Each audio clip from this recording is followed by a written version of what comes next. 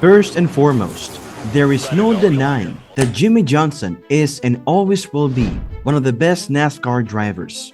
With a record 83 Cup victories and a tie for the most titles in the sport's premier division with 7, Johnson may be said to be the best driver in NASCAR history. And there are some bad news for the NASCAR community from Petty GSM Motorsports. Stay tuned and let's find out.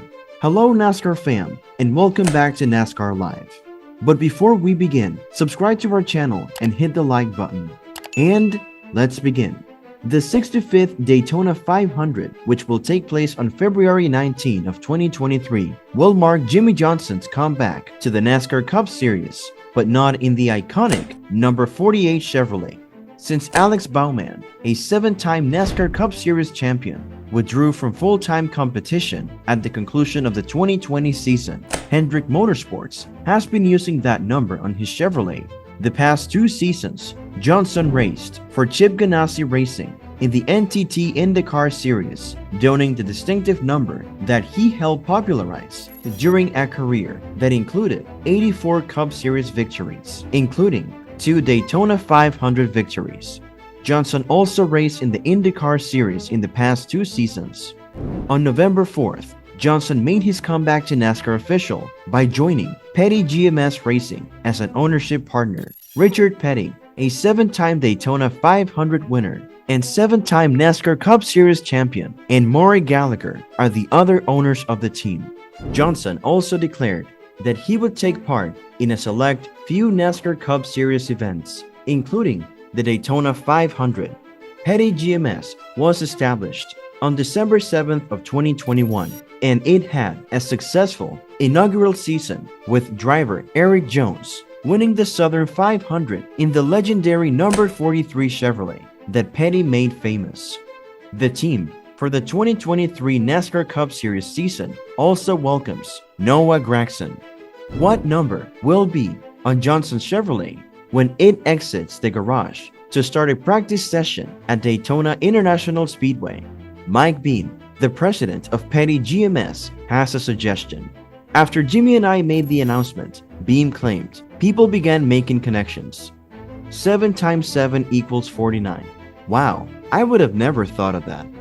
We have 2 winners who have won 7 times, and 49 is the result of multiplying 7 by 7. Richard Petty and Jimmie Johnson on our team would be the ideal combination at that number.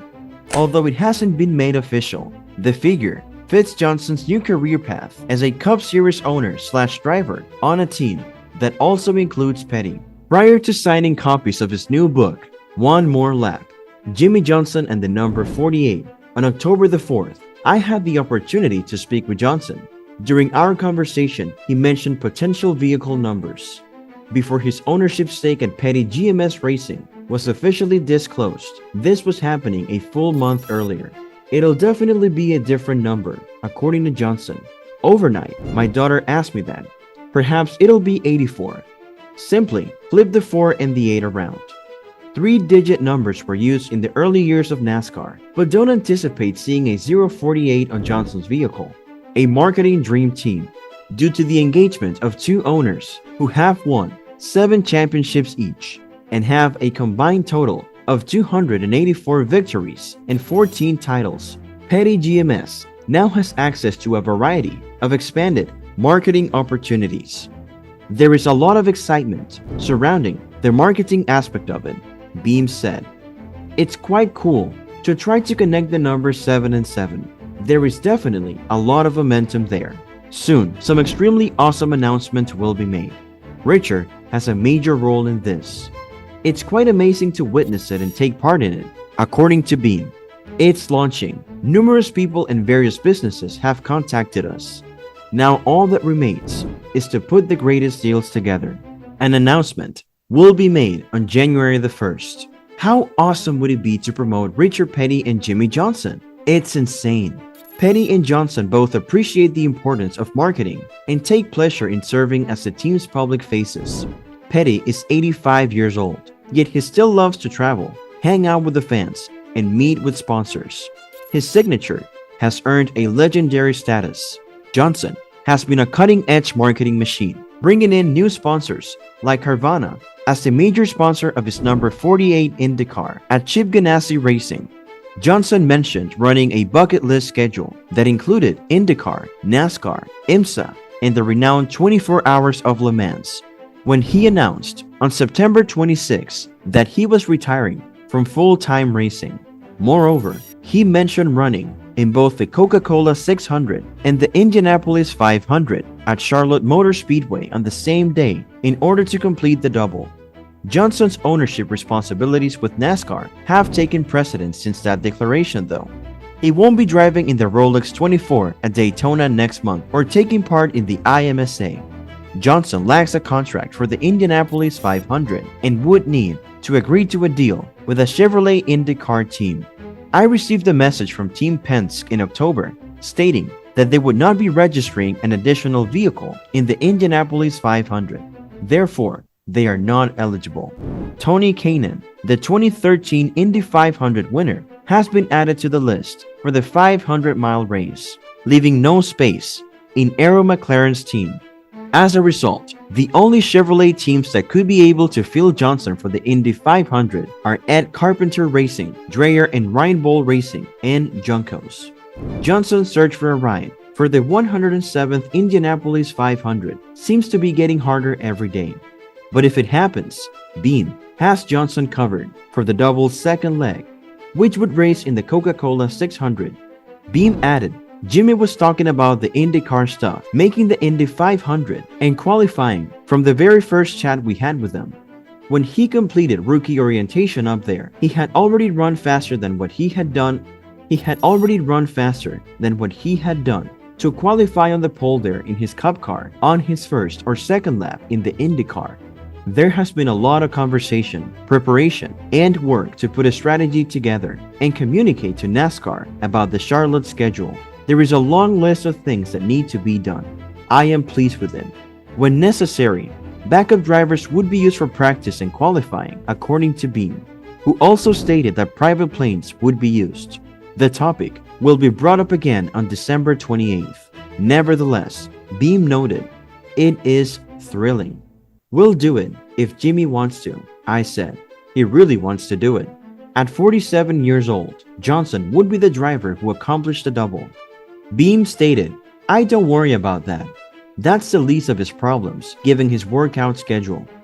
For the Garage 56 effort with NASCAR and Rick Hendrick for Le Mans, Jimmie has been in the simulator.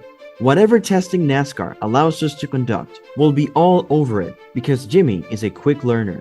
Regarding the ownership position, Beam has valued his interactions with Johnson as he gets more involved in Petty GMS Racing's operations. It went extremely nicely, Beam remarked. Since we began speaking with Jimmie, we have held conferences to discuss the cars, the hauler, and the pit box. It's okay that I always make fun of Maury because he lives 3,000 miles away and I have the burden of handling it. But it went really nicely. With the following vehicle, we can assemble a body in 3 days. The staff and team are both under construction. Working diligently to find partners is Jimmie and his team. Jimmie has everyone in a frenzy. Whatever you already know about Jimmie Johnson is accurate. He gives it his all. A text message from him will arrive at 6 in the morning and concepts. He is a fantastic guy and is really enthusiastic. Meanwhile, Rajah Caruth will join GMS Racing for the whole 2023 NASCAR Craftsman Truck Series in an effort to further his NASCAR career. The alumnus of the NASCAR Drive for Diversity program will race for the title in the number 24 truck for GMS. Caruth participated in 7 Xfinity Series races and 4 Truck Series contests in 2022 when he was a student at Winston-Salem State University. Caruth is undoubtedly an example of a NASCAR success story from the modern era. He began his racing career on a computer. The 20-year-old Washington, D.C. resident used his performance on the online racing platform iRacing to gain a 16-year-old invitation from NASCAR's Drive for Diversity program. As a result, Caruth received real-world driving opportunities at Rev Racing, which fielded cars for him at the entry-level and allowed him to compete in the National Arca Menard Series full-time last season. He came in third. GMS President Mike Beam expressed his excitement about adding Reja to the team in 2023.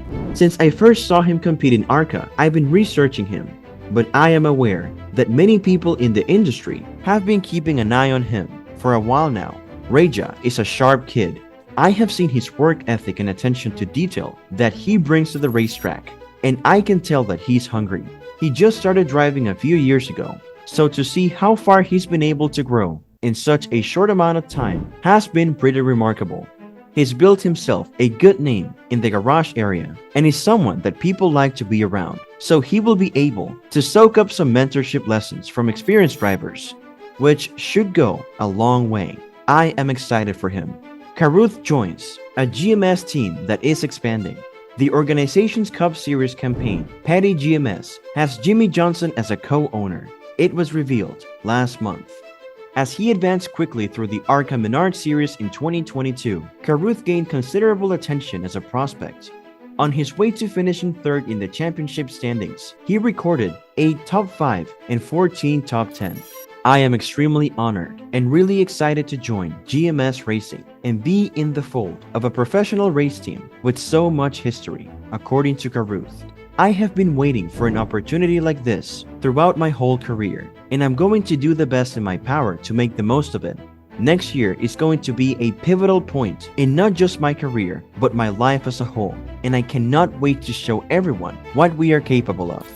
In a limited number of Xfinity and Truck Series starts in 2022, Carruth displayed speed.